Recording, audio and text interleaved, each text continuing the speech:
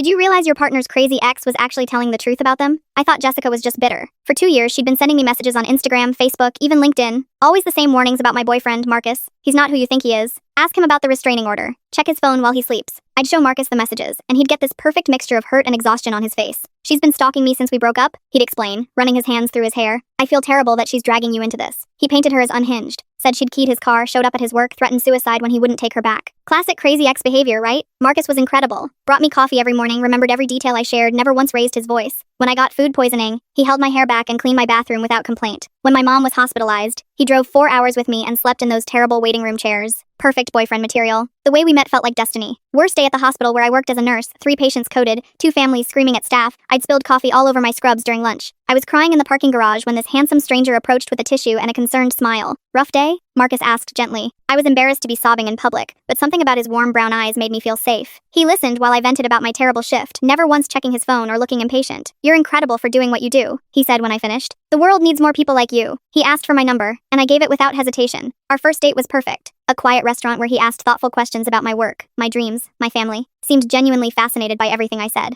I've never met anyone as compassionate as you, he told me over dessert. You have this light about you. By our 3rd date, I was completely smitten. Marcus was attentive without being clingy, romantic without being cheesy, supportive without being patronizing. He remembered I was lactose intolerant and always ordered dairy-free options. Knew I worked double shifts on Wednesdays and would leave encouraging texts to get me through the day. When he first mentioned his crazy ex, it was while apologizing for being cautious about relationships. Jessica really did a number on me, he said sadly during our 1-month anniversary dinner. She made me feel like I couldn't trust my own judgment about people. He described a woman who'd become increasingly possessive and paranoid during their relationship, accused him of cheating with no evidence, went through his phone, interrogated him about female coworkers. I tried to be patient because I thought she just needed reassurance, Marcus explained. But it got scary. She'd show up at my apartment at 3 a.m. demanding to know where I'd been. Threatened to hurt herself if I ever left her. When Jessica's first message arrived 2 months into our relationship, Marcus's reaction seemed perfectly reasonable. I'm so sorry you have to deal with this, he said, showing genuine distress. I was hoping she'd moved on, but apparently not. The message was vague, just ask him about Seattle, no context. Marcus explained Jessica often made cryptic accusations that never led anywhere. She does this thing where she implies I'm hiding something without actually saying what, he said with a tired sigh. It's manipulation. She wants you to start doubting me, so our relationship falls apart. Over the next few months, Jessica's messages grew more frequent but stayed frustratingly vague. Marcus always had a reasonable explanation. Ask him about the second phone came right when Marcus had just gotten a work phone from his consulting company. Ask him about the credit cards arrived right after Marcus mentioned having to clean up his credit after identity theft, ironically. He claimed Jessica had stolen his information during their relationship. Ask him about Portland made no sense, since Marcus had never mentioned Portland. And when I brought it up, he seemed genuinely confused. I've never even been to Portland, he said, frowning. Why would she say that? I started to feel sorry for Marcus. Jessica's harassment was clearly causing him pain, and affecting our relationship too.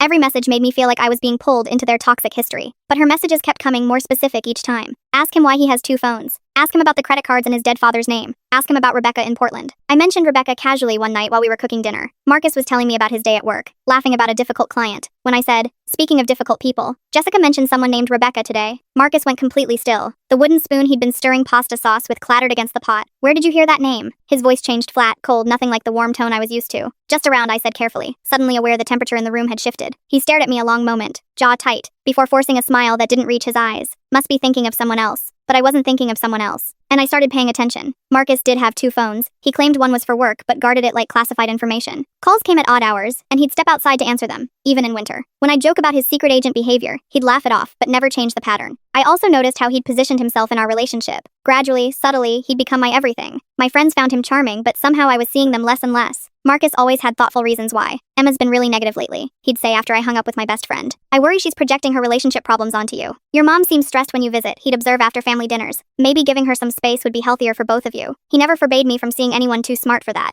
Instead, he'd plant seeds of doubt that grew until I was making the choice to isolate myself. One night while he was in the shower, I checked his work phone, told myself I was just being paranoid, influenced by Jessica's messages that I'd prove Marcus was innocent, and then I could block Jessica and move on with our relationship. The contact list made my blood run cold. Rebecca, Portland, Ashley, Seattle, Nina, San Diego, Melissa, Phoenix, Emma, Denver, Katie, Austin, and at the bottom, Jessica, blocked. Each contact had the same pattern, dozens of deleted message threads, recent calls at 2 a.m., photos sent and received. My hands were shaking as I scrolled through Rebecca's messages. When are you coming back? You said just 6 months. I saw your girlfriend on Instagram. Does she know about us? Marcus. I'm I'm pregnant. Please answer my calls. I need to know what to tell the baby. The doctor says I'm having complications. I'm scared. The timestamps showed these were from last week, while Marcus was supposedly on a business trip to Milwaukee. I scrolled through more conversations. Ashley in Seattle was planning their anniversary trip for next month. Nina in San Diego was asking when he'd be transferring to the California office permanently. Emma in Denver was upset he'd missed her birthday dinner. Each woman seemed to believe she was in a committed, exclusive relationship with Marcus. The shower was still running. I screenshotted everything I could before putting the phone back exactly where I found it. When Marcus came out, towel around his waist, water still dripping from his hair, he looked perfectly normal, kissed my forehead, asked if I wanted to watch a movie. "You seem tense," he said, settling beside me on the couch. "Everything okay?"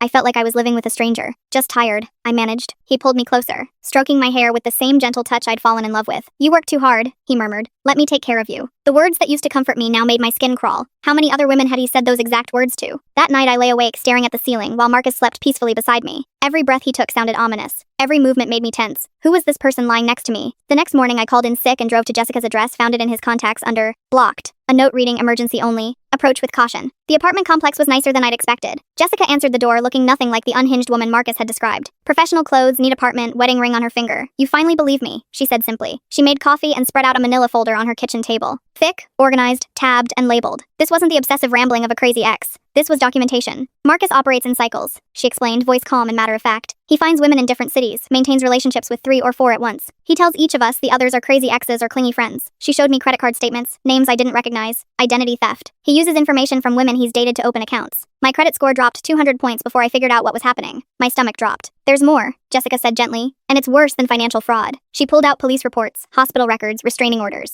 The first was from Seattle Ashley Martinez, 28, nurse practitioner, admitted to hospital with injuries consistent with domestic violence. Suspect fled before arrest could be made. The second, San Diego Nina Rodriguez, 26, elementary school teacher, restraining order filed after escalating threats and stalking behavior. The third, Denver Emma Thompson, 29, social worker, identity theft, harassment, violation of restraining order. Marcus has a pattern, Jessica said quietly. He gets women isolated, financially dependent, then the abuse starts. Psychological first, then physical. The documents painted a horrifying picture: 3 different women in 3 different cities, all with similar stories of manipulation, control, and violence. "Rebecca's in the hospital right now," Jessica said. "Broken ribs, fractured wrist, concussion." She finally pressed charges, but he disappeared before they could arrest him. She showed me hospital photos that made me sick. Rebecca looked like me, same hair color, same build, same age, same trusting smile in the before photos Jessica had printed from social media. "He has a type," Jessica continued. Mid-20s, works in healthcare or education, lives alone, family out of state. He researches us thoroughly before making contact. She showed me printouts from social media accounts I'd forgotten I had, dating profiles from years ago, public record searches, even my college graduation photo from a newspaper announcement my mom had submitted. "How long have you been living together?" she asked. 6 months, she nodded grimly. "That's when it escalates. He's probably already isolated you from friends and family." I thought about the past few months, how Marcus had subtly discouraged girls' nights out, found reasons I shouldn't visit my parents, too demanding, the drive too long. I needed to focus on my career. Expressed concern about friends he claimed were toxic or using me. Emma, my best friend since nursing school, had stopped calling after Marcus mentioned she seemed jealous of our relationship. My weekly calls with my mother had dwindled to monthly, then every few months. Marcus was always supportive when I talked to them, but somehow I always felt drained afterward, like the conversations were more work than they were worth. "The restraining orders don't work because he moves constantly," Jessica explained. "Uses different names, different cities. By the time law enforcement catches up, he's already moved on to the next victim." She handed me a thick folder marked Sarah Chen, Chicago. "I've been documenting everything for 2 years, building a case. Rebecca isn't his first victim to end up hospitalized, and she won't be the last unless we stop him." Inside the folder, copies of medical records, police reports, testimony from 7 different women across 4 states. The pattern identical every time. Love bombing phase, excessive attention, gifts, affection, making the victim feel special and chosen. Isolation phase, gradually separating the victim from support systems through manipulation and subtle sabotage. Control phase, financial manipulation, monitoring communications, restricting movements. Abuse phase, psychological torture escalating to physical violence. Disposal phase, when the victim becomes too problematic or starts to fight back, he disappears and moves to the next target. "The other women are ready to testify," Jessica said, "but we need current evidence. Something that proves he's still active, still targeting victims." She looked at me directly. "We need you to help us catch him." My hands were trembling as I processed everything. 2 years of warnings I'd dismissed. 2 years of red flags I'd ignored because Marcus was so charming, so perfect. "What do you need me to do?" Jessica explained the plan. The FBI had been building a case for interstate fraud and stalking, but needed concrete evidence of ongoing crimes. I'd continue acting normal while documenting everything: his activities, his phones, his finances, his communications with other victims. "Agent Rodriguez is the lead investigator," Jessica said, handing me a business card. "She's been tracking Marcus for 3 years. You can call her anytime, day or night. The moment you feel unsafe, you leave," Jessica emphasized. "Promise me, this isn't worth your life." I promised. But as I drove home, I wondered how I'd even know when I was unsafe. Marcus had never hurt me physically, never even raised his voice. Everything dangerous about him was hidden beneath layers of charm and manipulation. Marcus was making dinner when I walked in, humming along to jazz like he didn't have a care in the world. The apartment smelled like garlic and herbs. He'd opened a bottle of wine and lit candles. "How is work, baby?" he asked, kissing my cheek with the same gentle affection as always. I forced a smile. Fine, just tired. I made your favorite, he said, gesturing to the stir-fry. Thought we could eat and watch that documentary you mentioned. He was so normal, so loving. For a moment, I almost convinced myself Jessica was wrong, that this was all an elaborate misunderstanding, that Marcus really was the victim of a vindictive ex. Then I noticed his phone buzzing on the counter. Rebecca calling. Marcus saw me looking and smoothly flipped the phone face down. Spam calls, he said casually. Been getting them all day, but I'd seen the name. And I knew Rebecca was in the hospital with broken ribs, wondering why the father of her unborn child had disappeared. That night I lay awake listening to him breathe beside me. This man who brought me flowers, who remembered my coffee order, who held me when I cried about difficult patients at work. This man who was apparently a predator. The next few weeks were torture. I documented everything while pretending nothing had changed. His second phone, his odd hours, his carefully crafted stories about work trips I now knew were visits to other victims. I discovered he'd been using my personal information too. My social security number to run credit checks, my mother's maiden name to set up email accounts, my work address to have packages delivered I never saw. He'd been systematically invading my privacy for months, and I'd never noticed because I trusted him completely. I installed a hidden camera app on my phone and started recording our conversations. The casual way he lied was chilling. When I asked about his trip to Milwaukee, he described meetings and clients I now knew were fabricated. He'd actually been in Portland with Rebecca. How was the Johnson account? I asked over dinner. Challenging, he said without missing a beat. But I think we made good progress. Presentation went over well. He was such a good liar I almost believed him myself. I also started paying attention to his stories about his past. Details that had seemed unimportant now raised red flags. He claimed to be from Ohio, but his accent sometimes slipped into something more like Texas. Said his father had died in a car accident, but I'd heard him mention his father in present tense during phone calls. When I brought up these inconsistencies, he always had explanations. The accent was from childhood friends. He still talked about his father in present tense because he missed him so much. Plausible, sympathetic, completely believable. I called Agent Rodriguez and set up a meeting. No-nonsense woman in her 40s,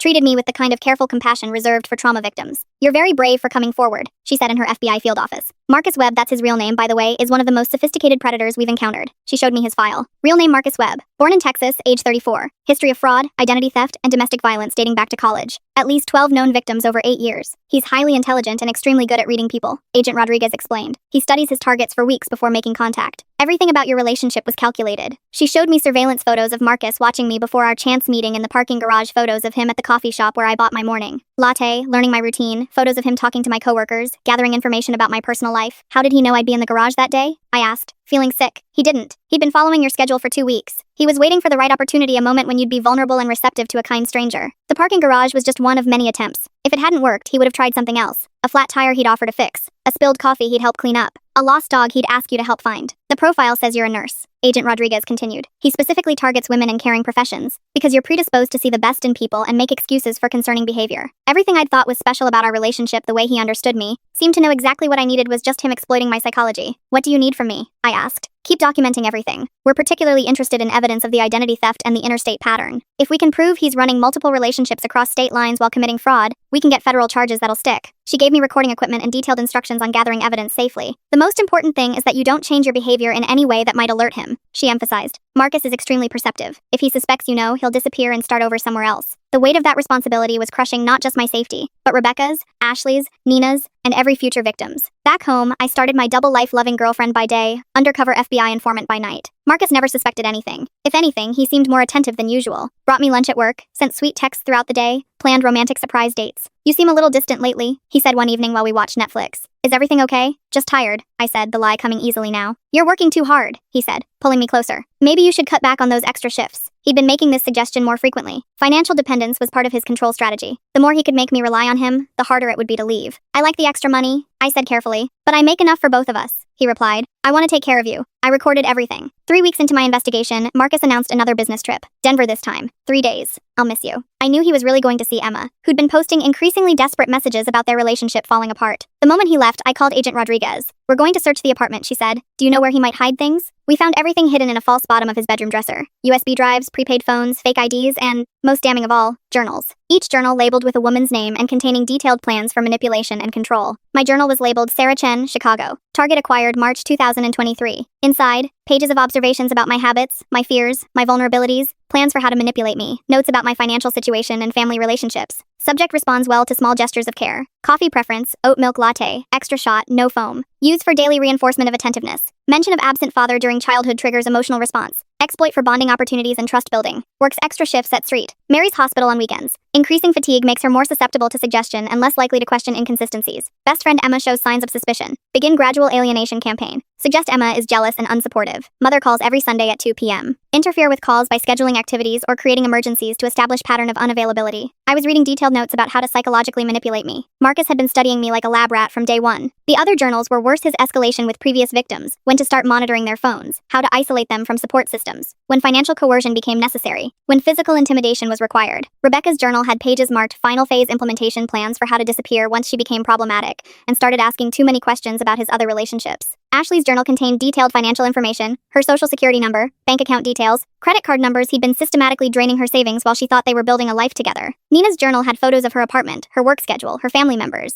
notes about her security system, and which neighbors were home during the day. I photographed every page with shaking hands, barely able to process the level of calculation involved in his predatory behavior. When Marcus returned from Denver, I was waiting in our living room with Jessica, Agent Rodriguez, and 2 other FBI agents. His face went through several expressions in rapid succession: confusion, recognition, fear, then that cold mask I'd glimpsed once before when I'd mentioned Rebecca's name. "What's this about?" he asked calmly. Setting down his overnight bag like this was a perfectly normal scenario. Agent Rodriguez showed him a warrant. "Marcus Webb, you're under arrest for interstate stalking, identity theft, wire fraud, and violation of federal restraining orders." Marcus looked directly at me. His expression was almost disappointed, like I'd failed a test he'd expected me to pass. "Sarah, whatever they've told you, it's not true. You know me." But I didn't know him at all. I'd fallen in love with a carefully constructed character designed to exploit my weaknesses. "I found the journals," I said quietly. For the first time, his composure cracked completely. The mask slipped, and I saw the real Marcus underneath, cold, calculating, furious at being caught. "You have no idea what you've done," he said quietly as they put the handcuffs on him. As they led him away, he turned back one more time. "You'll regret this," he said, not to the agents, not to Jessica. To me. It wasn't a threat. It was a promise. The trial took 8 months. 6 women testified about his pattern of abuse. Rebecca spoke from a wheelchair, her injury still healing. She'd given birth to a daughter, Marcus's daughter, 3 months earlier. "He disappeared the day I told him I was pregnant," she said on the witness stand. "I haven't heard from him since, until the police called about his arrest." Ashley testified about the financial fraud. He'd stolen over $40,000 from her accounts and opened credit cards in her name she was still paying off. Nina described the stalking and psychological torture, how he'd convinced her to move across the country for a job that didn't exist, how he'd isolated her from her family and friends until she was completely dependent on him. Emma told the court about the physical abuse, how he'd started with playful pushing that gradually became violent, how he'd blamed her for making him angry until she believed it was her fault. The evidence was overwhelming: credit fraud, identity theft, stalking, assault, violation of restraining orders across multiple states. Marcus was sentenced to 15 years in federal prison, no possibility of parole for the first 8. During sentencing, his lawyer tried to paint him as a man with abandonment issues who just loved too deeply. Mr. Webb suffered from childhood trauma that led to unhealthy attachment patterns, the defense attorney argued. He never intended to cause harm. He was just desperately seeking connection. The judge wasn't buying it. "Mr. Webb treated these women like targets in a hunting expedition," she said. "This was calculated predatory behavior, not misguided romance. The level of planning and manipulation demonstrated in these crimes shows a complete lack of empathy and regard for his victims' humanity." She paused, looking directly at Marcus. "You studied these women like prey. You learned their weaknesses specifically to exploit them. You destroyed their finances, their relationships, their sense of safety, and in some cases, their physical health. This court finds no evidence of redemption or rehabilitation potential in your behavior." Marcus sat quietly throughout the sentencing, showing no emotion. But as they led him away, he looked back at the gallery, where all his victims sat together. He smiled. After the trial, Jessica and I stayed in touch. She'd remarried and was expecting her first child. Rebecca was in physical therapy but making good progress, her daughter healthy and beautiful. "How are you handling everything?" Jessica asked during one of our coffee dates 6 months after the sentencing. "Honestly, I was struggling. 2 years of my life had been a complete lie. I'd loved someone who saw me as prey. Worse, I'd ignored clear warnings because I'd been so desperate to believe in the fairy tale. I keep wondering if I'm stupid," I admitted. "How did I not see it?" "You're not stupid," Jessica said firmly. "He's just that good at what he does. That's what makes him dangerous." She was right. Marcus had spent years perfecting his technique, knew exactly how to mirror what we wanted, how to make us feel special and chosen. He'd studied psychology and human behavior the way other people study medicine or law. "The FBI profiler said something that helped me," Jessica continued. "She said our capacity for love and trust isn't a weakness, it's what makes us human. The problem isn't that we trusted too easily. The problem is that there are people in the world who exploit that trust." The hardest part was trusting my judgment again. Every date felt like a potential threat. Every kind gesture from a man made me suspicious. Every compliment felt like manipulation.